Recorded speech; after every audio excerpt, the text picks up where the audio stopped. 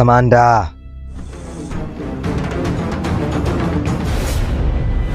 naona huko unawinda.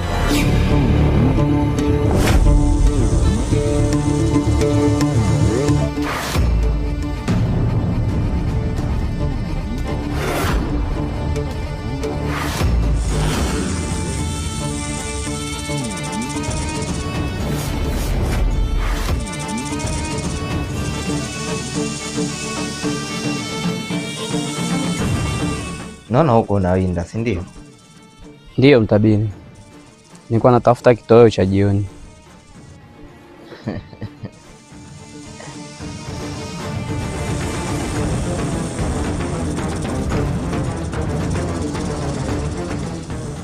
Katika mawindo kuna kuwinda na kuwindwa. Wewe umejiandaa na kipi hapo kamanda? Mtabiri, sijakuelewa, unamaanisha nini?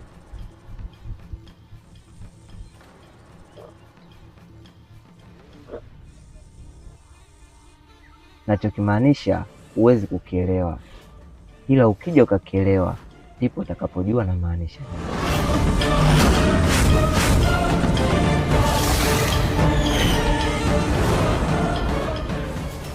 Nenda kawinde kamanda, niletee sungura nyumbani.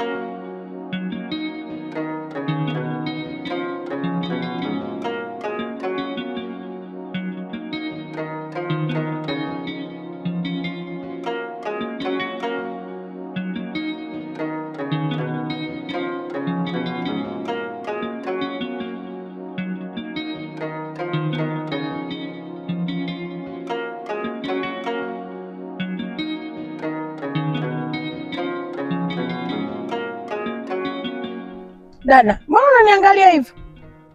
Brad, yaani mimi nilijua huu muda utakuwa umekaa jikoni unapika.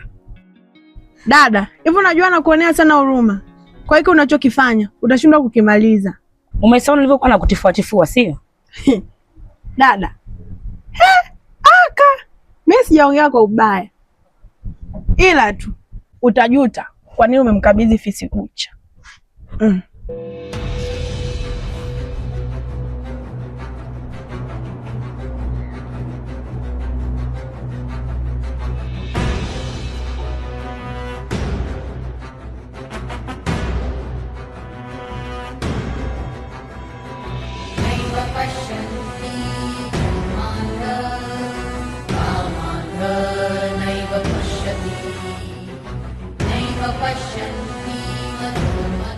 Ulivyoondoka sikufikiria kama utarudi tena. Hebu niambie, umemuoa Aliana?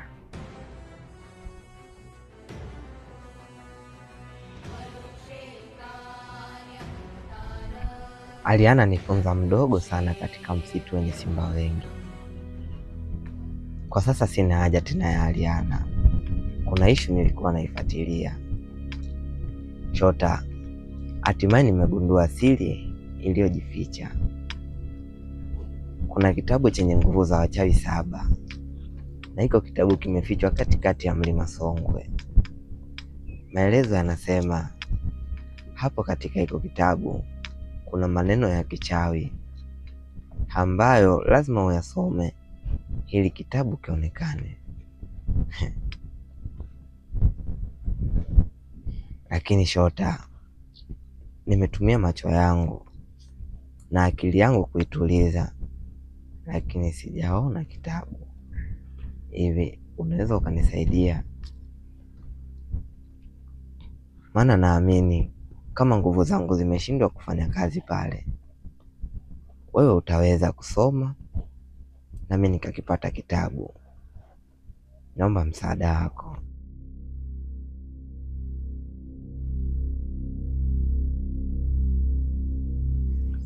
Kitabu kipo pale pale, ila mimi na wewe hatuwezi kukisoma kile kitabu. Anayeweza kukisoma kile kitabu ni Aliana na mtu mmoja tu ambaye ni Yolanda. Yolanda, jina ni geni sana masikioni mwangu. Na nitampataje Yolanda? Naomba uniongoze na unieleze wapi alipo. Yolanda yupo pembezoni mwa mji na hatoagi msaada hivi hivi. Akiamua kukusaidia lazima kuna kitu utalipia. Shota, mimi natafuta jambo langu, sitajali ni gharama gani ambayo nitakayotumia, imradi tu nikipate kitabu. Kwa hiyo kitakachoenda kutokea huko mimi ndio nitakayejua. Asante kwa msaada wako.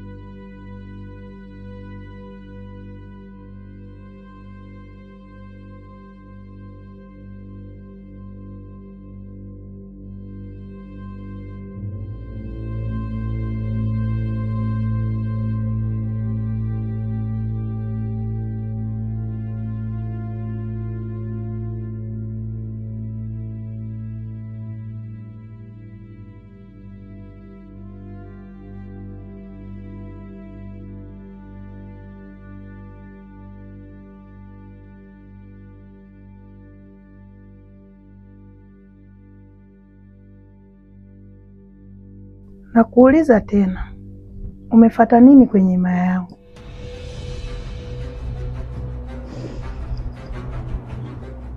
Yolanda, na imani unanifahamu, na angali mimi sikufahamu kabisa.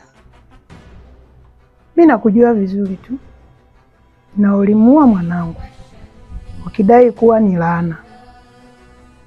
Nilikuomba ukunisikiliza. Nashangaa hata sijui umefuata nini kwenye himaya yangu tena.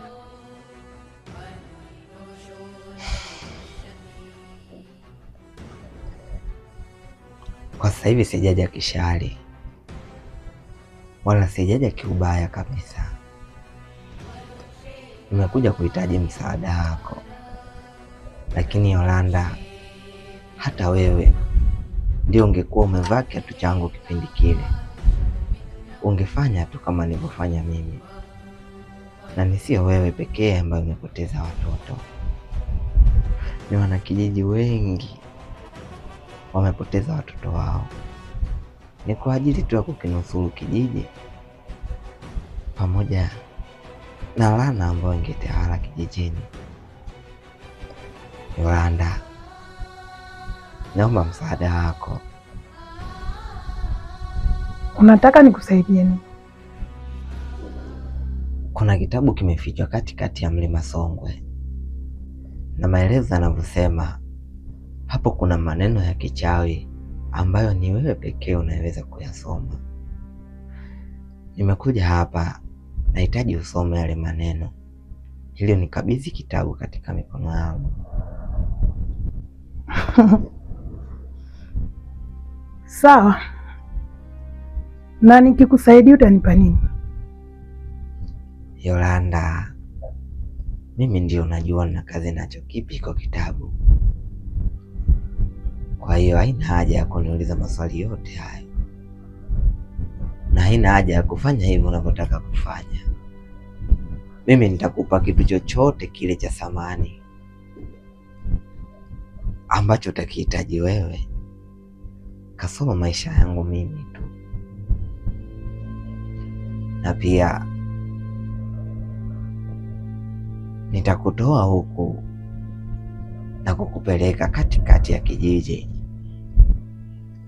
na nitakukabidhi nyumba pale ili uishi kama wanakijiji wengine, maana huku unaweza ukafanana na wanyama kabisa.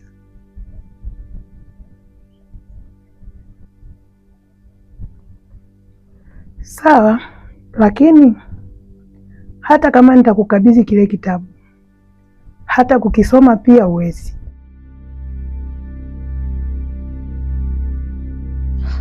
Ina maana unataka kuniambia kwamba ulimkuta katika ile jiwe ambalo mimi nilishakuonyeshaga?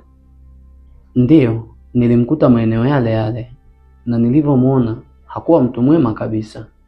Ina maana unataka kuniambia kwamba wewe hujaonana na Chala, si ndio hivyo?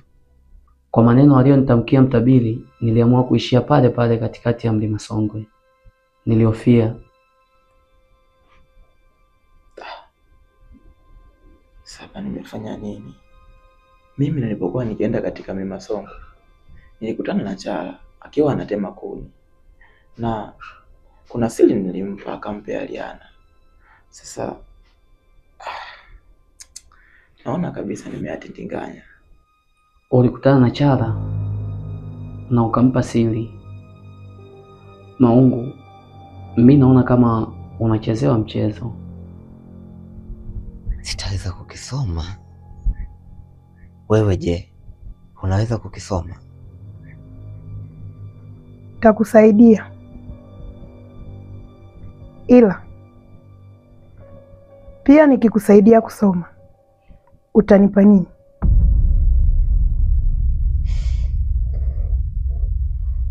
Yolanda, unaonekana unapenda ahadi sana, lakini hata ukiniuliza mara ngapi, mimi ahadi yangu ni ile ile tu. Nitakupa vitu vya thamani ambavyo wewe utavihitaji, kasoro maisha yangu. Sawa, takusaidia.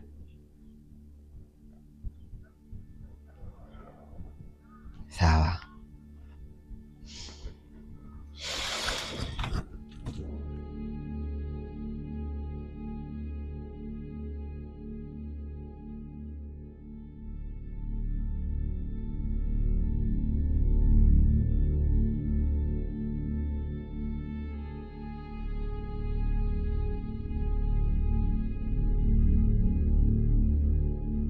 Unaonekana ni kiburi sana. Haya, twende tuone.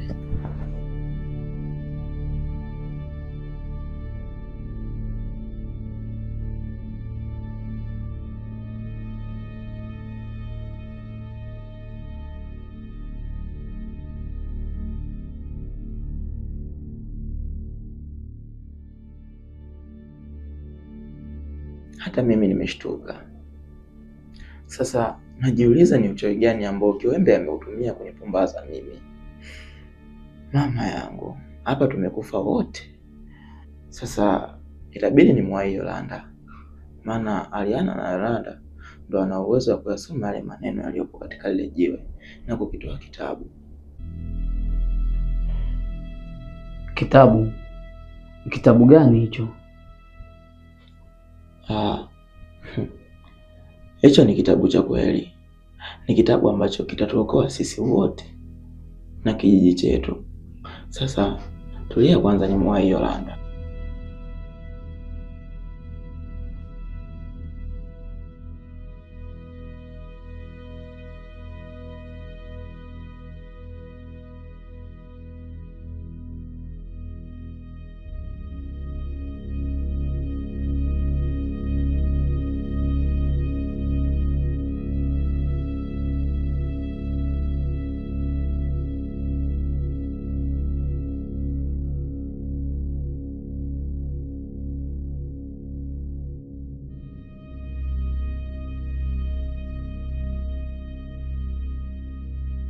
Koza, nimesikia habari kuhusu kakaangu na nimesikia pia kuhusu kitabu.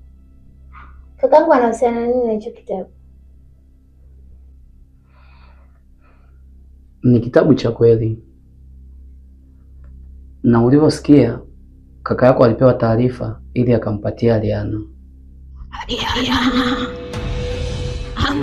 Sasa umekuja Aliana. Maadui zako wameangalia Aliana.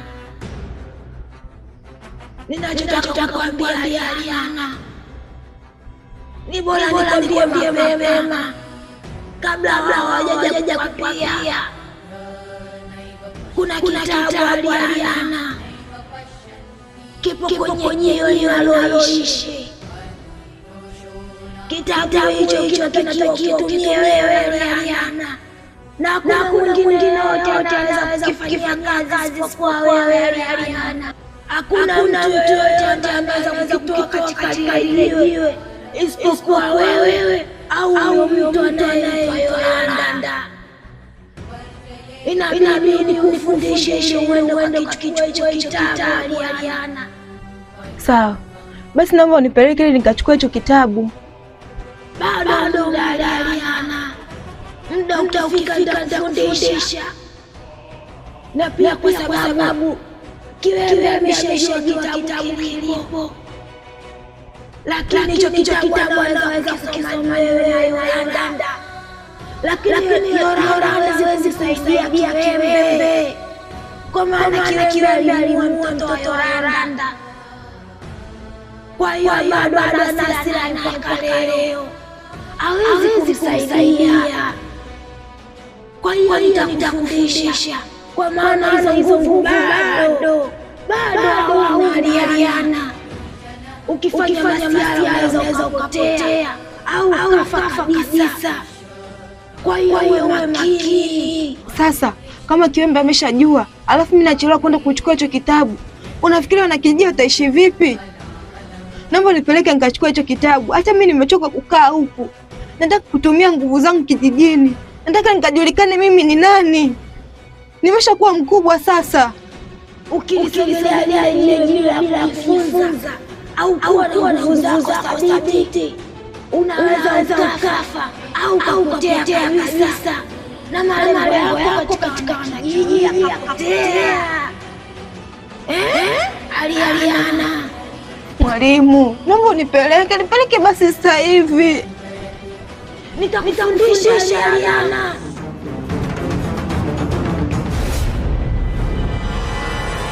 Mwalimu, naomba basi, na mimi naenda. Afu mwalimu, nabidi tu niende kwa sababu wanakijiji.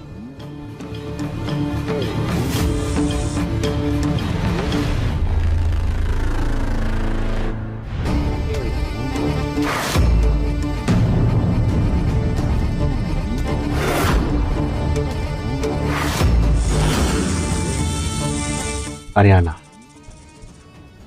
ni nini kinachoendelea? Mbona unaongea mwenyewe misili ya mtu aliyochanganyikiwa?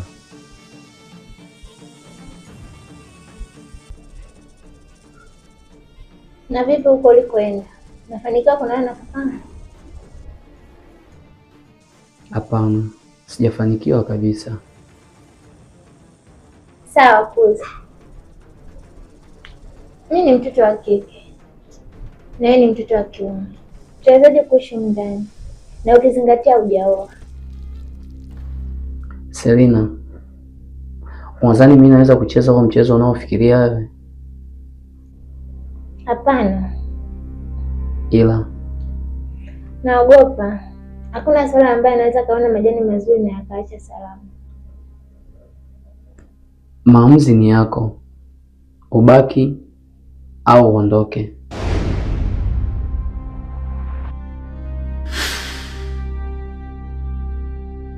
Mbona umewahi kurudi? Alafu haujarudi na kitu chochote.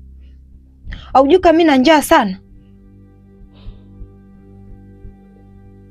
Ariana, nimeshindwa kuvuka mlima na kwenda upande wa pili, kwa sababu baada ya kufika kilele cha mlima nimemkuta Kuza na Kiwembe wakiwa wamesimama pale. Nimeogopa kuendelea, nimeona nirudi nijiangalie usalama wako huku nyuma. Walikuwa wanafanya nini? Sikuweza kusikiliza mazungumzo yao, lakini inaonekana ni watu wenye mazungumzo ya siri sana, kwa sababu wako katika maeneo yaliyojificha, tena kando kando mwa jiwe lenye uhai. Unasemaje? Wapo katika jiwe la uhai. Sijajua wanafanya nini pale. Wapo karibu sana na mlima na hapa tulipo. Hivyo nimerudi nikawaza kama nitaondoka huenda wakaja kukuzuru na ukakosa msaada.